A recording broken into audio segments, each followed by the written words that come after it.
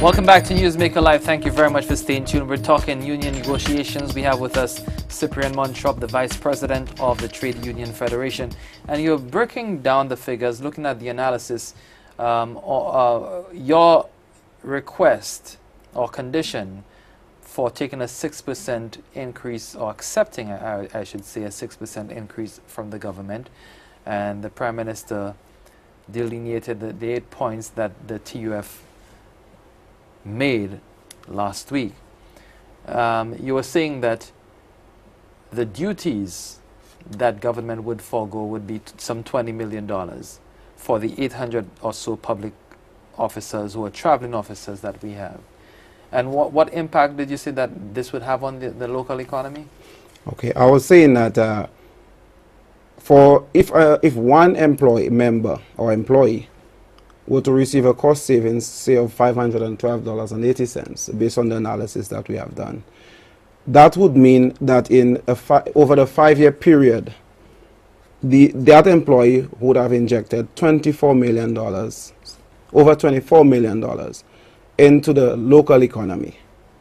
It means that while we understand that government could have used that $20 million for any of the priorities that it wants, the $24 million that we're referring to that is in the hands of the public officers would be directly impacted within the economy. On some of the items that they would be paying it, the government would be generating some revenue from it.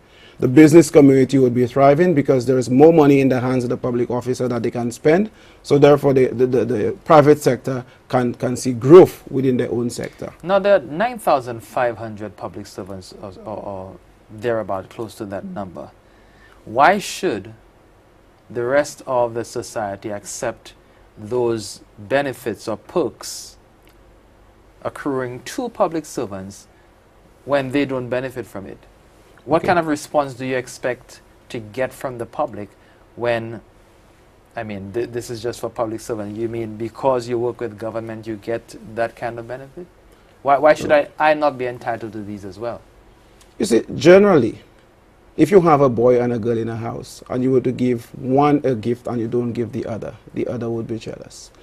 However, we are talking about persons who are being asked to use specific tools to do the employer's work.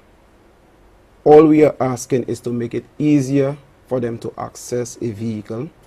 But in the public service, you know, some officers are asked to use their vehicles as well to do their work. No, you see there's a difference. We have what is called regular traveling officers who have to travel practically every day or more frequently than is required. And I can use one example. Let us look at our vet division.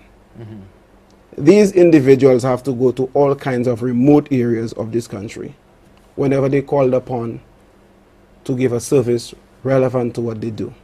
And they do it on weekends and whenever they are called. But is our roads roadworthy for a vet officer who's at a lower grade to be able to utilize, for example, a saloon vehicle to go to those kinds of terrain? What is the cost implication to them? They would require a vehicle that is more rugged. Say, for example, a 4x4 vehicle that can facilitate them meeting the needs of the public. What can a vet officer who earns a grade 8 salary or grade 6 or grade 8 salary afford those kinds of vehicles? Because those vehicles are in excess of $80,000 to $100,000 with duty, that is. When they purchase those vehicles, their disposable income is left to nothing. But yet still, they are still called upon to maintain those vehicles. And the better part of the day, they are using their vehicles.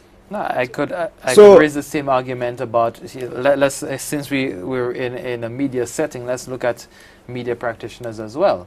I mean, news reporters are called on to go wherever the news leads them. You see, but there's a difference. But they don't get any concessions as far as important vehicles and getting their vehicles at a reduced cost. Why should government workers get and not people in the private sector who have to use vehicles the same way? One of the things that we must bear in mind is that public officers' salaries are not commensurate with the private sector. Okay, our salaries are far. Yes, are you I am. This is just a low blow for you. are you sure about that? Yes, yes, very sure of that. Because I think to the contrary, that public servants are better compensated than some people in the private sector. Yes, it's some. Very many people in the some, private sector. yes, in some, yeah. But the persons that we're referring to who do not receive, for example, if we were to talk about the private sector and talk about the SNSs and all of these places, these are not institutions that require the type of work that government does, because government is a how you call it, a facilitator of growth, and therefore you have to do all that you can to facilitate growth in the best possible way. And in doing so, there are many sacrifices that we have to put in to be able to do so. And therefore, we are saying that if the government at least take care of its own, to cause its own people to benefit from those facilities, the private sector will eventually benefit. That benefit of growth for the private sector can be some impetus for some of the private sector to say, you know what, let me pay some of the duties for my employees because I recognize they require a vehicle to actually do my work. But because the other alternative is that our traveling officers can say to the government, guess what? We no longer want your traveling allowance. Provide us with the vehicles to go out and do the work. What would be the cost to government then in terms of providing those vehicles, maintaining those vehicles? It would be far more greater to the government if they were to go along that route. I mean, I have not done any study on that, but it would be interesting to see what we come up with. Now, and you made a point about, you know, government on its own, but then the government is there to represent every single taxpayer in the jurisdiction. So whether that taxpayer is a public servant or a private individual, government has a duty not to pick and choose or play favorites among citizens of the country. Yeah, well, this is not. You agree? No, this is not playing favorites. If you get those kinds of benefits and other people are not entitled or get them. I will speak to that one and then move to another one. But this is not favorites, because, for example, a social worker have to go in all different areas to help develop the lives of troubled persons in society. Would you say they being given an affordability to go out and do that to better the lives of somebody is favorites? I would say no. What you are doing is causing that individual to be in a better position to provide better service, as opposed to saying favorite. Because ultimately, we should not look at what we give our public officers, but concentrate more on ensuring service delivery is done in the right way. And then the people that benefit from the service, which is our taxpaying public and general public, should be able to say thank you for the service provided, because those officers were given the correct tools and the correct means of providing that particular service to them. Now, let's look at some of the factors that were considered in the TUF arriving at its position. And one of them was the emergence of VAT. Now, we know, well, when I look at it, my personal opinion is that it's a moot point. VAT is moot. On the basis that the negotiation is for the triennium 2010 to 2012, and VAT only came into effect in 2012, at the end of 2012, the last quarter. You see, why would the TUF use VAT as a factor in negotiating a wage increase for the period 2010 to 2012? Okay, let's take it from the perspective that one, the implementation date is one component, but the implementation date of VAT is not, I'm referring to the actual date that was prescribed for actual payments of VAT by consumers to merchants. We cannot view it from that date. We have to view it from the inception that government have indicated and have given and have placed resources in the hands of public officials to put together everything necessary. And there are many pronouncements from the previous governments with regards to the date and implementation of VAT. And therefore, our studies over in the other regions where VAT were implemented did reveal significant increases in inflation.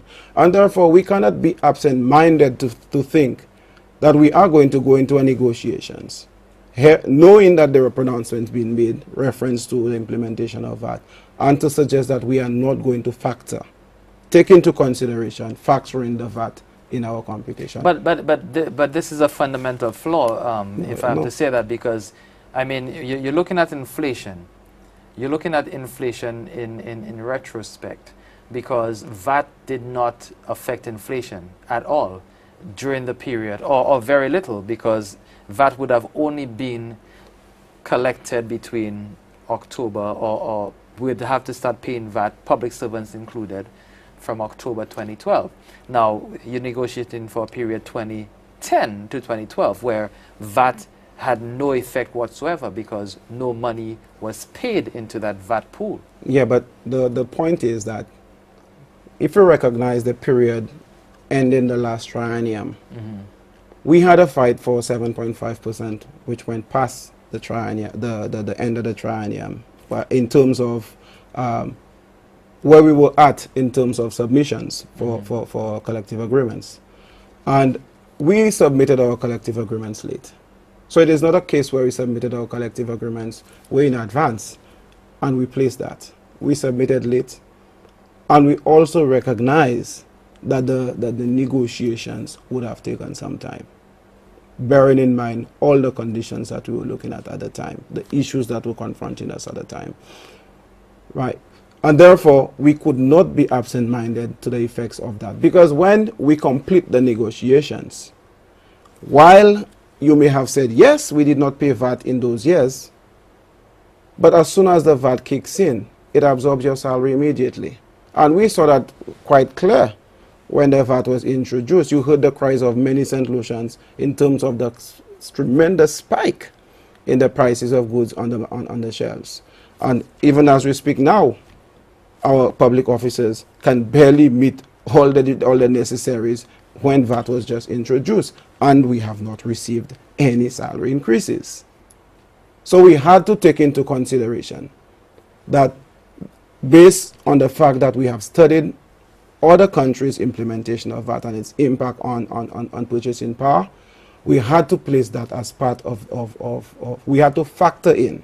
It was not holistically that, but there were other areas, but we had to factor it in.